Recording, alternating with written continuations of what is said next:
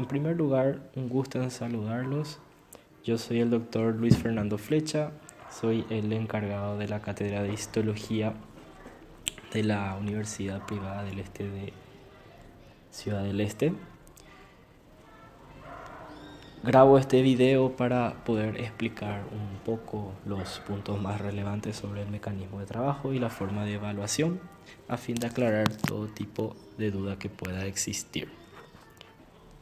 En la Cátedra de Histología tenemos un gran grupo de docentes, como pueden ver en la lista. Figuro yo en primer lugar como jefe y le sigue una gran serie de docentes que se encargan de trabajar con nosotros.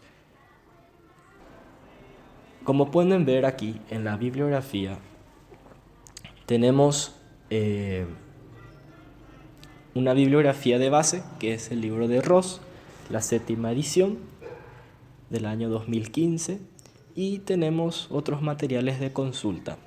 Ustedes pueden utilizar el libro que les parezca más conveniente. Si ustedes tienen un libro diferente a esta edición, lo pueden usar sin problema, o si tienen algún otro libro de histología para estudiantes de medicina de otros autores, también lo pueden utilizar, pero tengan siempre en cuenta que a la hora de reclamar cualquier pregunta del examen no tendría validez a no ser que se utilice como reclamo el libro de Ross, ya que todos los exámenes, las clases están elaboradas a través del libro de Ross.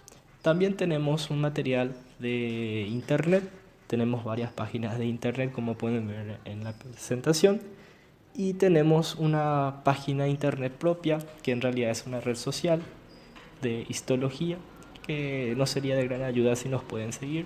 En el mismo nosotros alzamos o levantamos algunos materiales interesantes, pruebas prácticas pasadas, ¿sí? Datos importantes sobre algunos autores, algunos histólogos y alguna información o noticia relevante sobre la cátedra. Como pueden ver aquí en esta presentación tenemos el nombre de la página propia de la red social. Como les digo, no sería de gran utilidad si nos pueden seguir.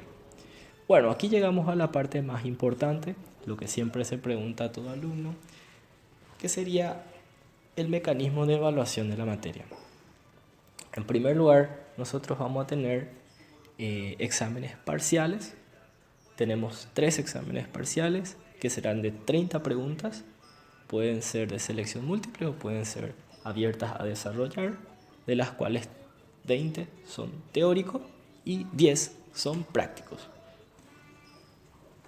A la hora de realizar el examen es importante tener en cuenta que ante una respuesta negativa no se puntúa, ¿verdad?, de forma negativa los errores y se va a requerir, como siempre, un mínimo de 60% para aprobar, ¿verdad?, la evaluación. Un dato a tener en consideración es que ante una ausencia que no es justificada a tiempo, el alumno no va a tener derecho a reponer ese examen y va a llevar un 0.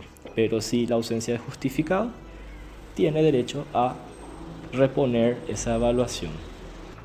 También tenemos trabajos prácticos. En primer lugar, tenemos una forma de trabajo, sería la participación de forma activa de los alumnos a las prácticas de laboratorio. En el mismo, ¿verdad?, durante las prácticas se va a realizar una discusión, una evaluación de preguntas abiertas sobre el contenido a desarrollarse en la práctica, de manera que el alumno no llegue a la práctica con ningún conocimiento básico en lo que será desarrollado en el laboratorio. El mismo tiene que elaborarse a mano a fin de evitar fraudes. Va a tener una ponderación de 10 puntos y va a valer también la asistencia a la práctica, ¿sí?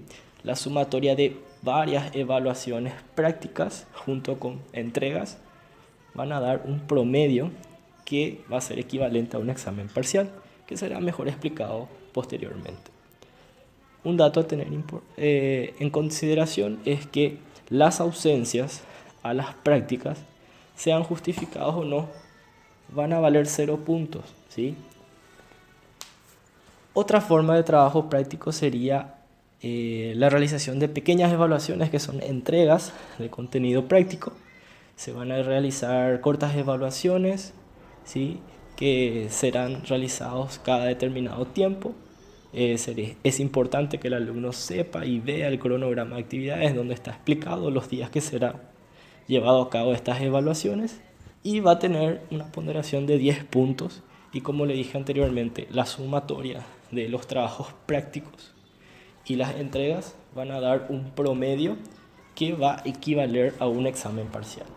Este punto va a ser mejor explicado posteriormente, no se preocupe. Y lo mismo que en la diapositiva anterior, las ausencias justificadas o no justificadas van a equivaler 0 puntos. También vamos a tener un trabajo grupal semestral. Se realizará este trabajo, ¿sí?, que consiste en realizar una presentación expositiva con imágenes histológicas de láminas de laboratorio de histología o algún contenido teórico. Este trabajo tiene una ponderación de 15 puntos plus al puntaje final. ¿Qué quiere decir puntos plus? Quiere decir que son puntajes que se le agregan al promedio final sin modificar la escala. Este punto es muy importante y será muy explicado, ¿verdad?, posteriormente, así que no se preocupe si no entendieron ahora. Este trabajo también se va a realizar bajo supervisión de los profesores de la cátedra mediante una sesión de tutorías, ¿sí?, y también serán ayudados por los instructores. La ausencia justificada como no justificada a este tipo de trabajo va a equivaler 0 puntos en términos de asistencia. Por eso es importante ver los criterios de evaluación de este trabajo. Bueno, ante lo previamente descrito y hablado, podemos concluir que la sumatoria de los exámenes parciales más los trabajos prácticos van a determinar un porcentaje que podemos llamarlo promedio general o promedio semestral. Como requisito académico para tener derecho al examen final del semestre, el alumno debe tener un promedio general o semestral de más del 60%, que es determinado mediante una escala de notas.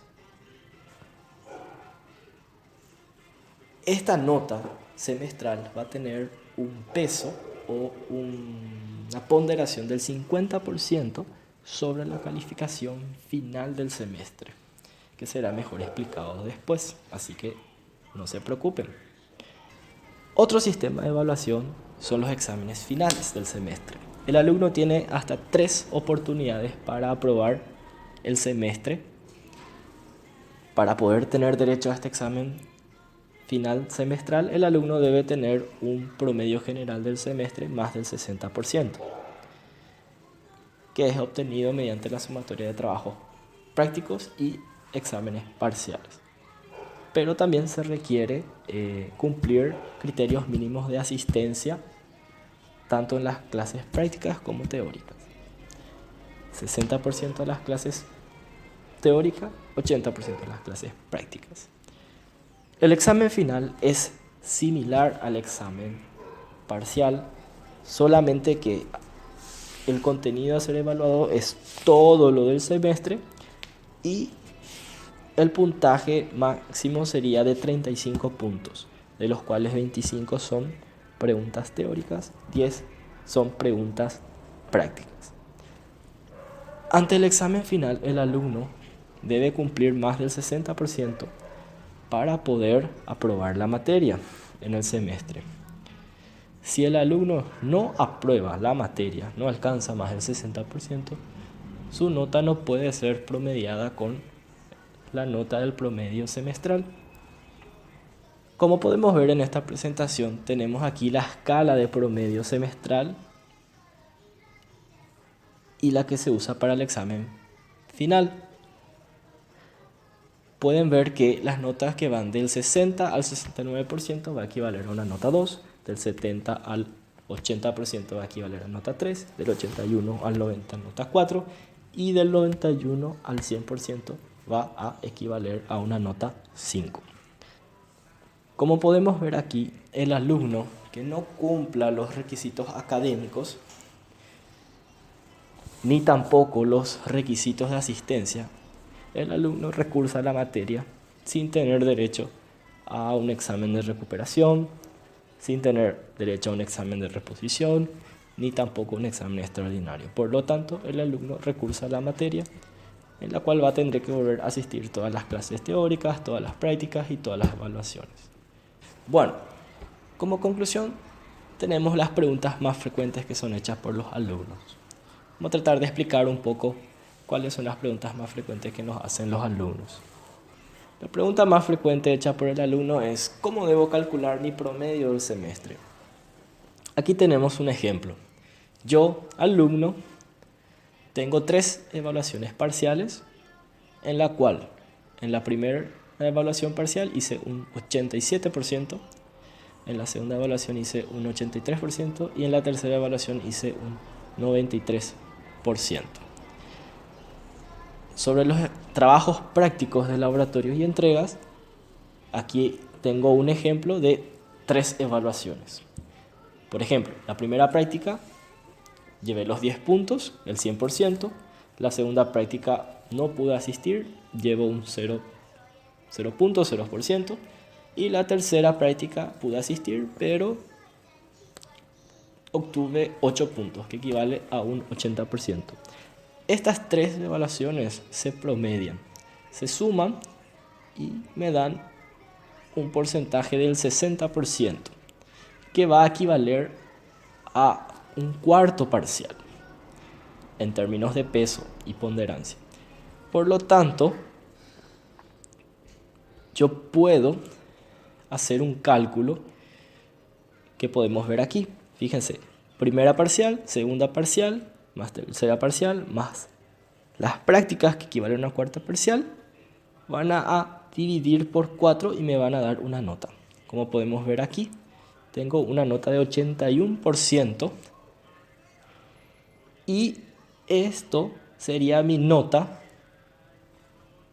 con las evaluaciones parciales y los trabajos de laboratorio y entregas. Pero ¿qué pasa? Como yo les expliqué, también tenemos un trabajo de presentación, de exposición, que tiene una ponderación de hasta 15 puntos plus, en el cual estos puntos no suman en la escala.